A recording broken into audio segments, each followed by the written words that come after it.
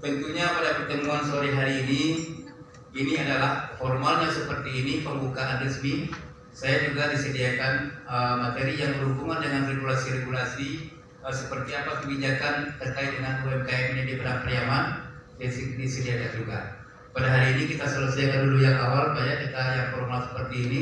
Nanti kita akan juga berselancar-selancar dengan bergurau-gurau dengan bagaimana kira-kira apa juga yang perlu kita diskusikan terkait dengan pengulangan. Bapak Ibu hadirin yang kita hormati, UMKM merupakan tulang punggung dari ekonomi yang sehat, dan menurut International Council for Small Business (ICSP), 90% dari bisnis merupakan UMKM. Bapak Ibu semuanya merasakan atau tidak, tapi diakui oleh para pakar, oleh para ahli, ketika terjadi krisis apa dulu? 98 Bu? Yang namanya jadi mahal itu Pak?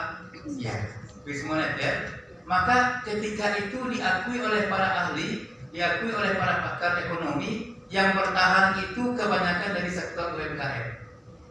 Yang lain kalau memang terlalu besar bisa turun tikar, dan juga ada kebalikannya, satu-satu yang lebih besar jadi besar lagi seperti itu. Covid kita sebut yang beberapa tahun kita sudah lepas dari itu, ya UMKM juga mempunyai peran dan berpengaruh untuk bertahan ketika itu Bapak Ibu.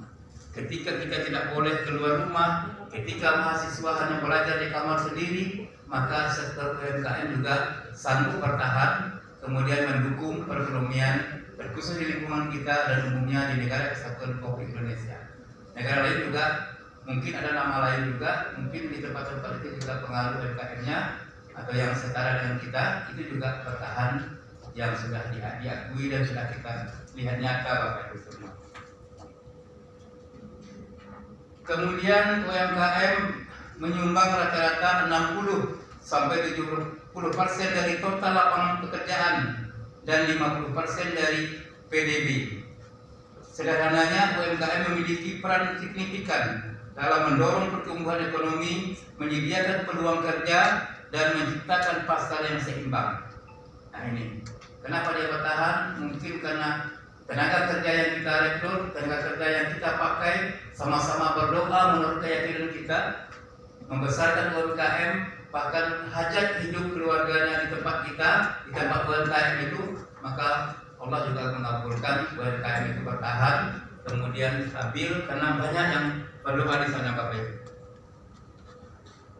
Mengenai PDRB, laju pertumbuhan ekonomi Kabupaten Padang Pariaman pada tahun 2023 meraih angka 5,46%. Nah, bahkan angka itu ketika dilihat dari perkembangan ekonomi Sumatera Barat termasuk angka yang lebih baik. Kemudian dilihat dari struktur PDRB Kabupaten Padang Pariaman, aspek UMKM yang dilihat dari penyediaan akomodasi, makan dan minum mencapai angka yang tinggi dalam menunjang laju pertumbuhan ekonomi dari beberapa aspek lainnya dengan nilai sebesar 9,00%. Telah banyak upaya baik dari pemerintah pusat maupun dari pemerintah daerah untuk meningkatkan kapasitas dan jumlah UMKM, khususnya yang berasal dari daerah destinasi wisata.